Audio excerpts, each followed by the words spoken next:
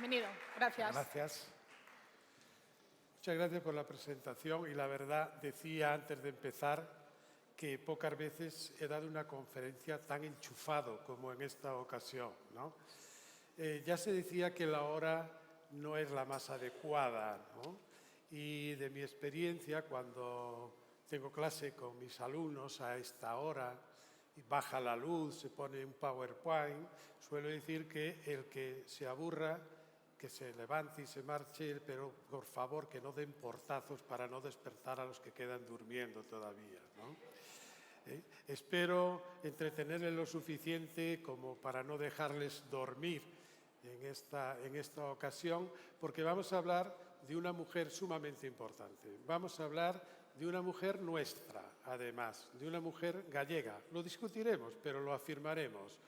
Y vamos a hablar de un viaje fantástico, como aquellos que existían ya en la literatura clásica, como la Odisea o la Ilíada, pero un viaje con otro sentido.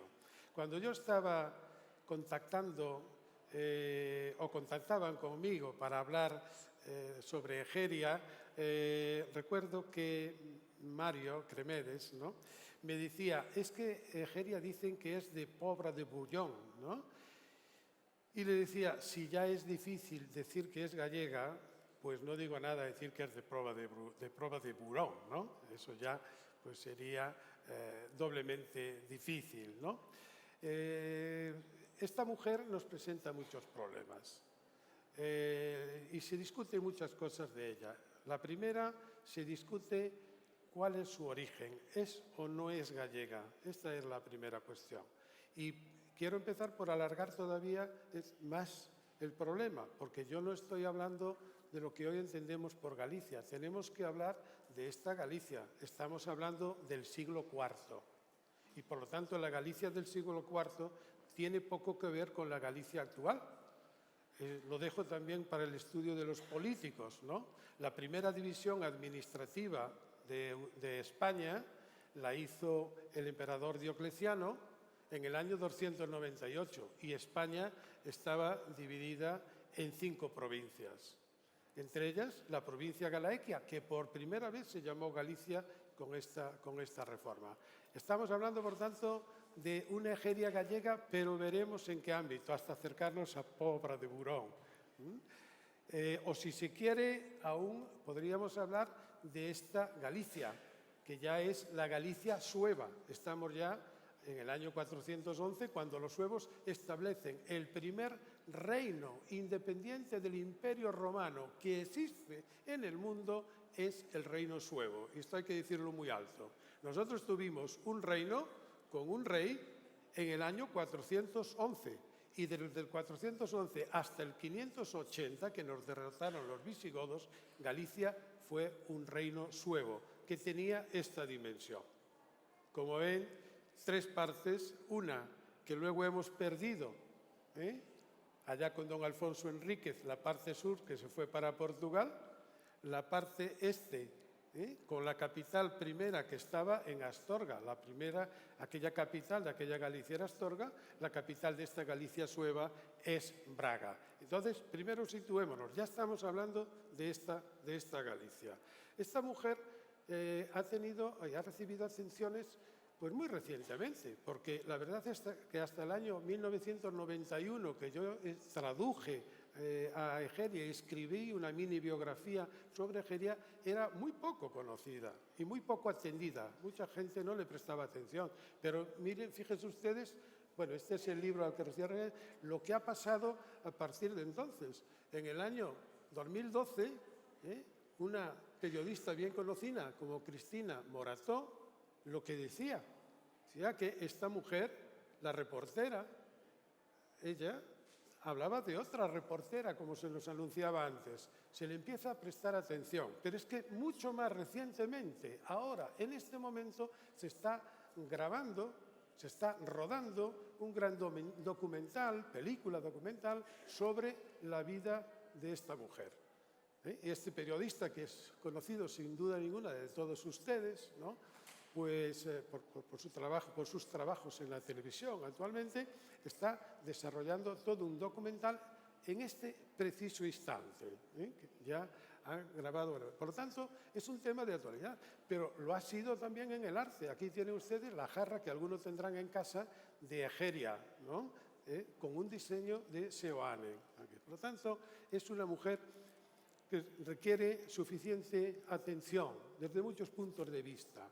Ahora bien, nosotros no podemos tratar la historiografía románticamente. Ya nos hubiera gustado que todo fuera como nosotros nos lo imaginamos, ¿no? Y que los reyes suevos, como escribió Benito Viceto, fueran de verdad coronados en el Pico Sacro, en el monte Pico Sacro, y ahí se subía, se le ponía la corona, primer reino suevo, pero todo eso es imaginación, todo eso es poesía, es historiografía romántica. Nosotros tenemos que basarnos en hechos reales. Y para conocer quién fue Egeria, tenemos muy pocos datos. Tenemos un manuscrito que es este, el que nos cuenta su relato, pero fíjense que el manuscrito fue escrito, Egeria está escribiendo el año 383, y el manuscrito se copia, el que tenemos hoy, que lo pueden ver y visitar en Arezzo, en Santa María de Arezzo, en Italia, es del año aproximadamente 1150. Por supuesto no existe el original, como no existe de ninguna obra clásica, de ninguna obra latina. No existe, pero existe esta copia y ahí tienen el modelo de lo que hay que leer primero para traducir eso a un latín real y luego ya traducirlo a la lengua. Este es el manuscrito, esto es lo que hay que leer, esto es lo que dejó escrito Egeria, pero no de su pluma, sino una copia que se hace en Montecassino. Y por lo tanto tenemos que basarnos en lo que tenemos en su obra o en lo que nos dicen aquellos escritores que algo escribieron de ella. Es decir, ¿quién nos dice algo? ¿Dónde tenemos un testimonio que nos diga algo de Egeria? Pues hasta el año que tienen ahí, hasta el año 680, el siglo VII que está ahí, en que Valerio del Bierzo, un monje que vive allí en el Bierzo actual y que pueden visitar, el llamado el Valle del Silencio, precioso, se lo recomiendo. Es un camino bonito para hacer salir. El del Valle del Silencio hasta la cima del monte, donde estuvo Valerio y donde estuvo Fructuoso, cuyos restos monasterios se conservan, es el primero que nos va a hablar de esta mujer, pero han pasado ya 300 años. San Rosendo, el abad que funda el monasterio de Celanova, también nos dice, cuando funda el monasterio, que dona una serie de libros al monasterio, y entre ellos dona uno que se titula Ingerarium Gerie, que todo el mundo considera que es Itinerarium Egerie, Itinerarium Gerie. Por lo tanto, en el siglo X, un manuscrito perdido hoy de Egeria, de su viaje, anda por aquí, por Galicia. Y Egeria, ella misma, nos dice que ella llegó a Oriente desde el último rincón de la tierra. Y no es baladí el decirlo, era la forma en la que entonces se decía Galicia.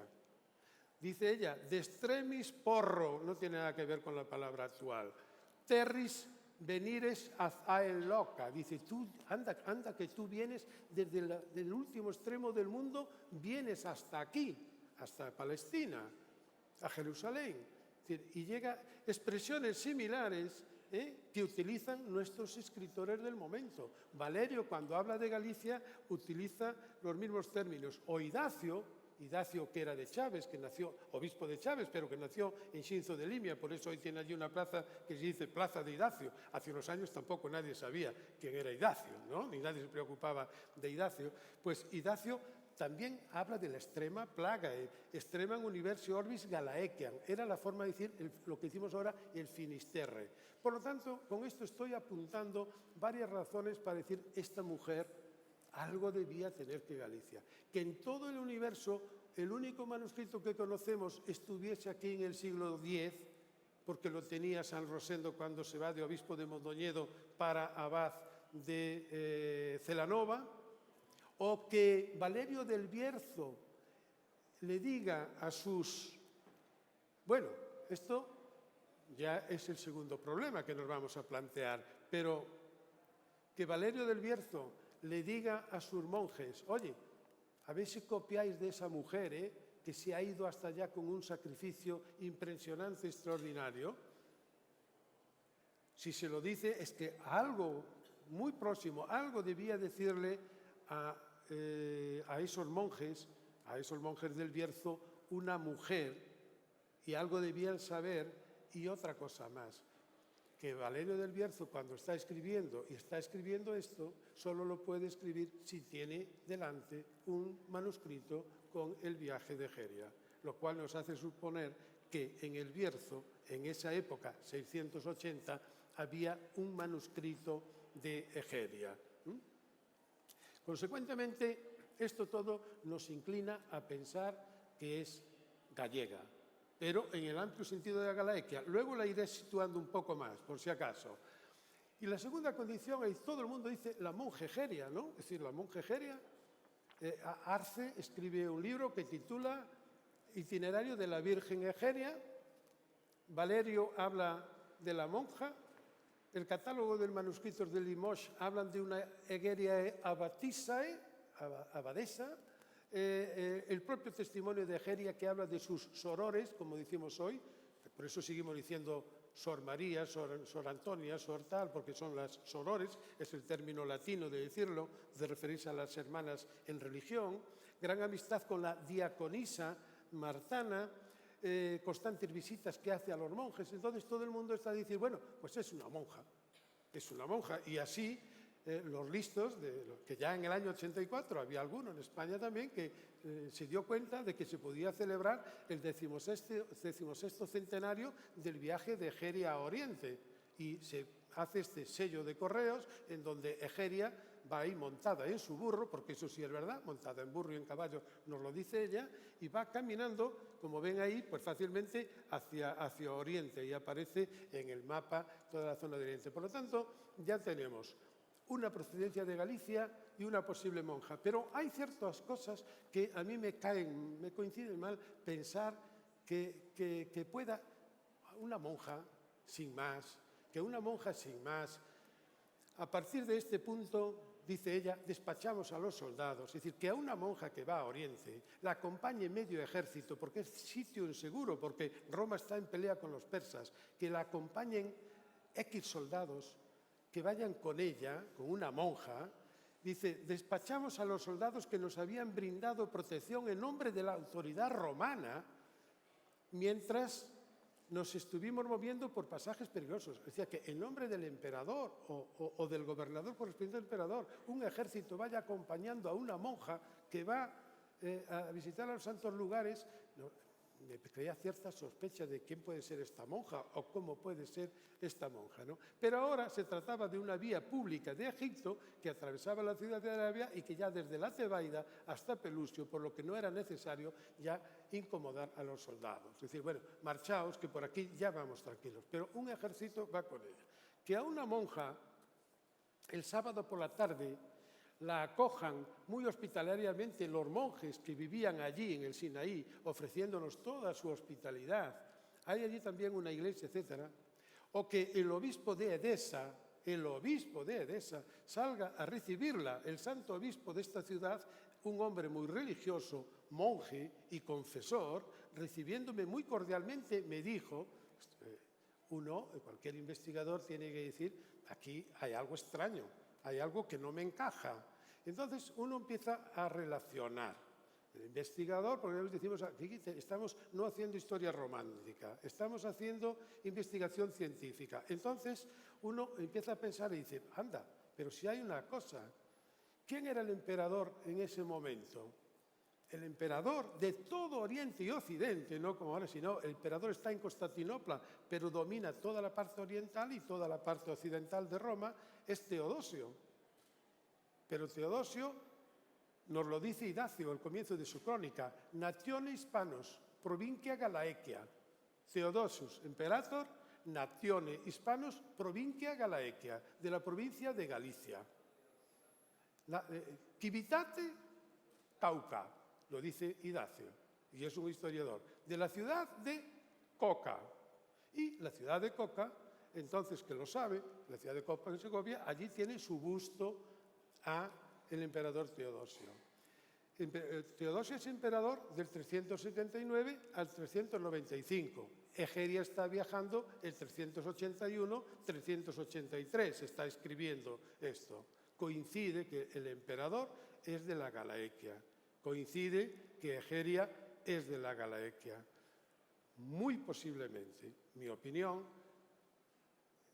no sé a qué nivel, pero Egeria era de la familia de Teodosio, lo cual puede interpretarse y puede entenderse que una mujer que aún hoy, siglo XXI, tan difícil resulta escribir y publicar, pueda escribir en el año 383, casi nada.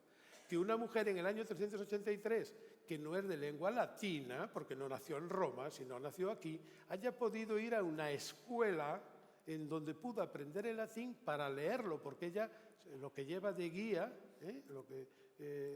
la guía que lleva de viaje es la Biblia, porque va visitando los lugares según están descritos en la Biblia. Por lo tanto, esta mujer ha sabido y ha aprendido a leer y ha aprendido a escribir en latín. Yo le digo siempre a mis universitarios, después de 5 años en la universidad, ¿cuántos os atrevéis a escribir un texto en latín?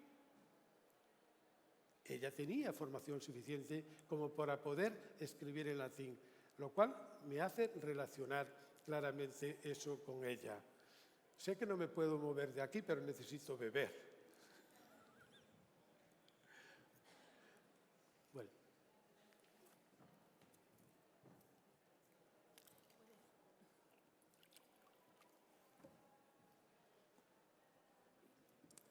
Por lo tanto, ya tenemos los puntos más discutidos sobre Egeria. Egeria es gallega, Egeria puede ser monja, pero de un nivel familiar determinado, y Egeria emprende un viaje